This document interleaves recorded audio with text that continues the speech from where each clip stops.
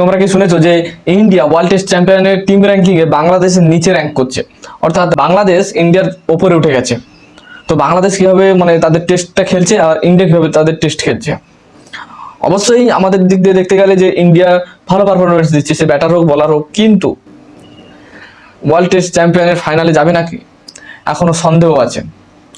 কারণ যেখানে শ্রীলঙ্কার বিরুদ্ধে তাদের 2-3টে মেন ব্যাটার মানে তাদের প্লেইং 11 থেকে বাদ পড়া সত্ত্বেও সেখানে ইন্ডিয়ারা খুব স্ট্রাগল করে দ্বিতীয় টেস্ট ম্যাচটা ড্র করলো, তো সেখানে অস্ট্রেলিয়া বা নিউজিল্যান্ডের সামনে পরবর্তী টেস্ট ম্যাচগুলি কিভাবে জয়ী হবে।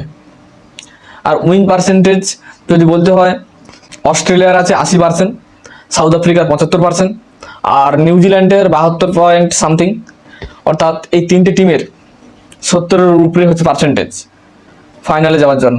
আর বাংলাদেশের 55.56%, আর ইন্ডিয়ার 51.52%। অর্থাৎ বাংলাদেশের থেকেও কম পার্সেন্টেজ আছে ইন্ডিয়ার। তো কি করে ওয়ার্ল্ড টেস্ট চ্যাম্পিয়নের ফাইনালে যাবে ইন্ডিয়া? আর ইন্ডিয়াকে যদি ফাইনালে যেতেই হয় তাহলে আর মাত্র 7টি ম্যাচ বাকি আছে, 2টো নিউজিল্যান্ডের বিরুদ্ধে এবং 5টে অস্ট্রেলিয়ার বিরুদ্ধে। তো সেই ম্যাচগুলি অবশ্যই ইন্ডিয়াকে জিততে হবে। আর যদি কম জেতে, হয়তো 5টা ম্যাচ জেতে ইন্ডিয়া, তাহলে অবশ্যই অন্য টিমের উপর নির্ভর করে থাকতে হবে। আর একটা কথা, আমার তো মনে হয় না যে আমাদের ইন্ডিয়া ওয়ার্ল্ড টেস্ট চ্যাম্পিয়নের ফাইনালে যাবে। আর ফাইনাল খেলছে হয়তো অস্ট্রেলিয়া, সাউথ আফ্রিকা এবং নিউজিল্যান্ড, এই 3টে টিমের মধ্যে যে কোনো 2টো টিম ফাইনাল খেলছে। তো তোমাদের এই বিষয়ে কি মতামত?